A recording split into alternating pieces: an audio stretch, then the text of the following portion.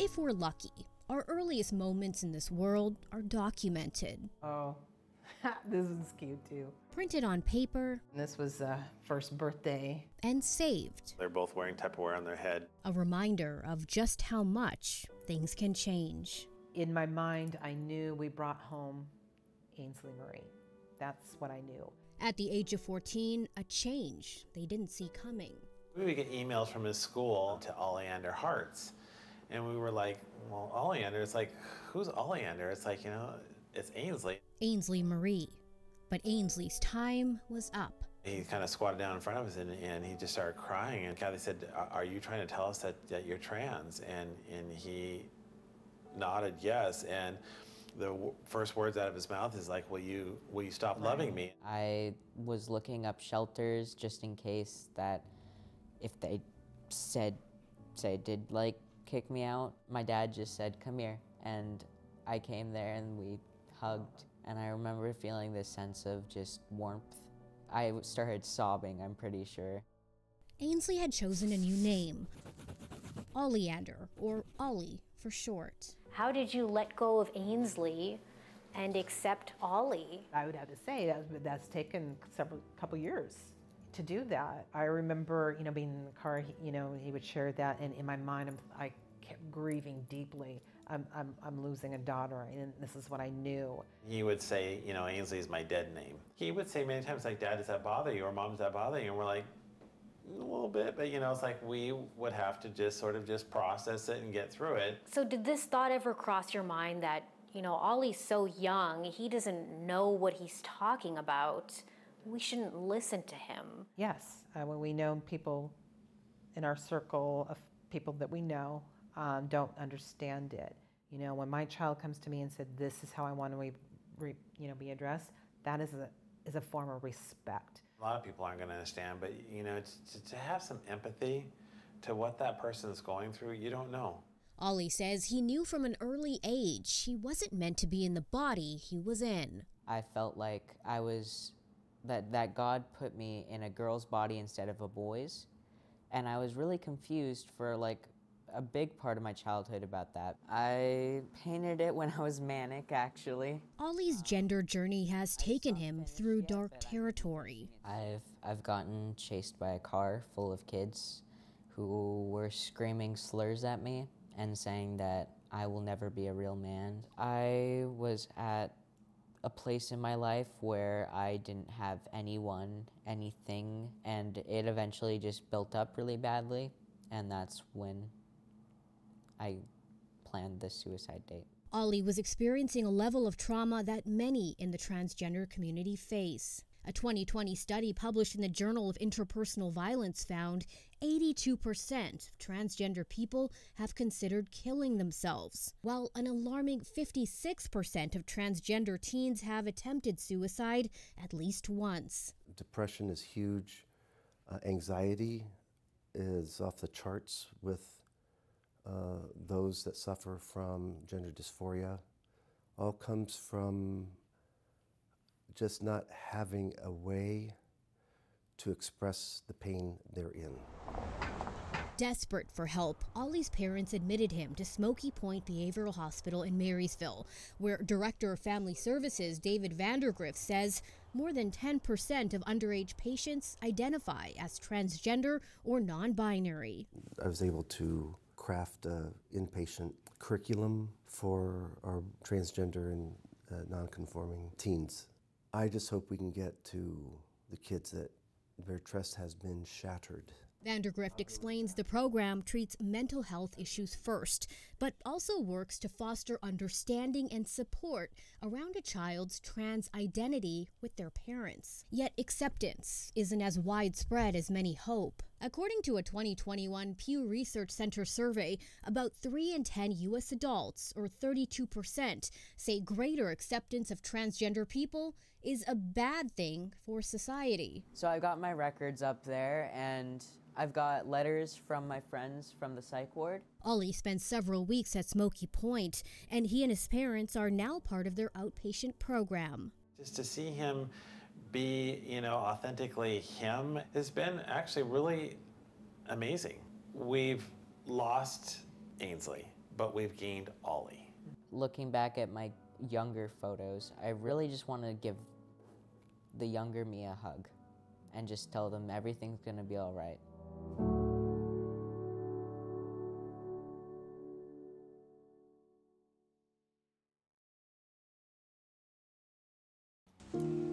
When they say you're gonna get over it, it's a wound that just never heals.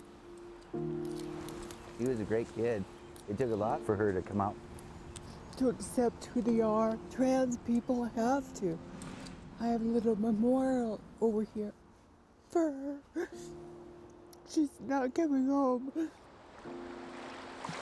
But I like to think of the happier times when we used to come swimming. Now those days are gone. To Craig Martinez, I'm very anxious every time as I drive this way. Belmondo's Reach isn't just a park he passes by every day. I know it's coming. I know it's coming. It's a crime scene. I don't really want to go by there because I know that then I know she'll be dead. The place his daughter, 20-year-old Zoe Martinez, was allegedly killed by a male acquaintance last summer. This is where he murdered our daughter. She parks, he's already there, gets in his car, and 2 minutes later he shoots her and kills her. This is Zoe and her mom. Zoe's death came just 4 years after she had revealed to the world how she wanted to live her life.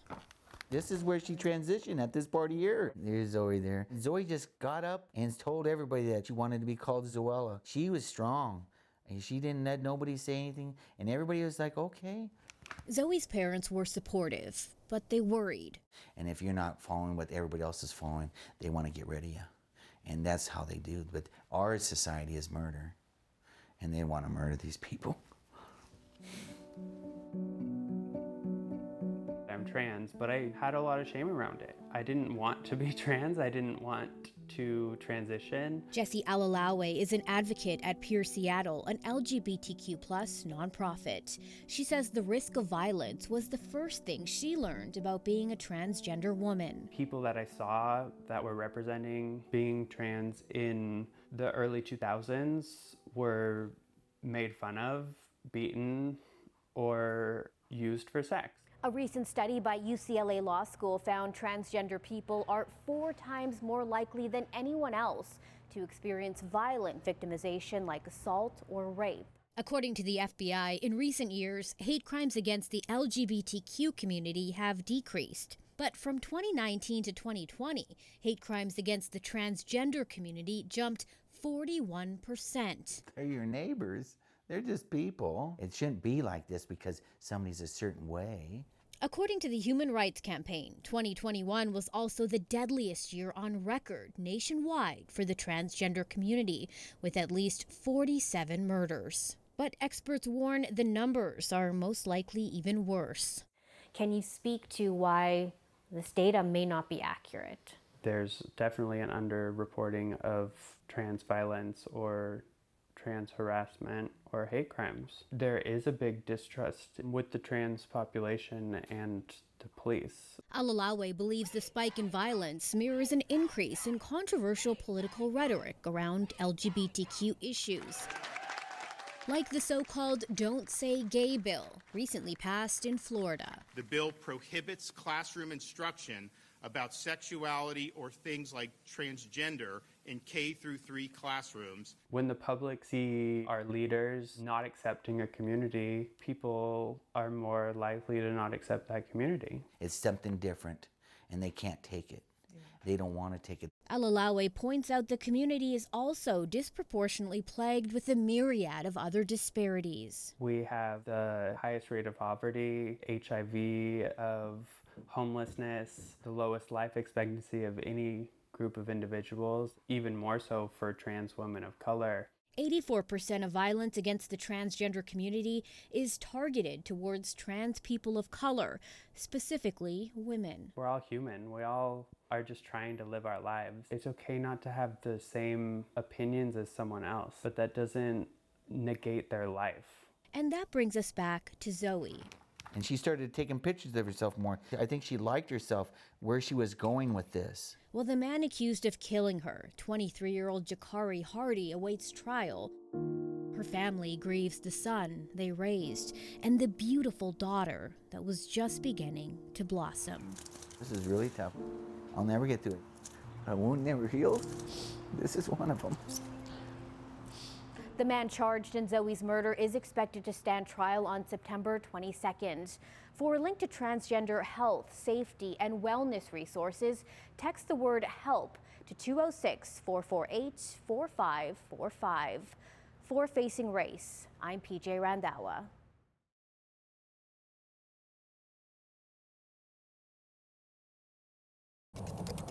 Under a cold November sky, ladybugs linger on a grave.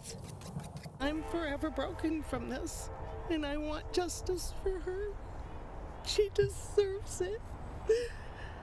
This is where Hope Schumacher comes to talk to her daughter, Ricky Adamuro, also known as True Scarlet. I remember Ricky telling me how transgendered women die early in life. They're either murdered or they commit suicide. And I literally said to my child, well, that'll never happen to you. And here we are. Last Halloween, 39-year-old Ricky was shot and killed by her longtime partner. Statistics from the Human Rights Campaign show 7 out of 10 transgender murder victims are killed by an acquaintance, family member, or intimate partner. It was not her time. She was brutally murdered. She was, she was stolen from us. Her life was stolen from herself. Violent crime against the transgender community has hit an all-time high, according to the Human Rights Campaign, with trans women of color like Ricky experiencing the highest levels of violence. And we have to do everything we can to cut these numbers down, and they matter, they matter. We need to start recognizing that. They are people. A year since her murder, Ricky's legacy as a trans advocate in Centralia and Olympia hasn't faded. First ever crowning in Lewis County. She did the very first gay pride, which was in 2021 in the Centralia area. We're all human beings. She put a panel together and went to the Centralia Police Department to educate them. Just a trailblazer.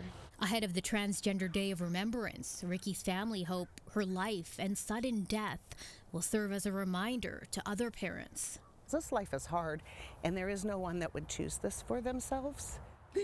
But I don't want anybody else to go through this. Love your children. Love them for who they are.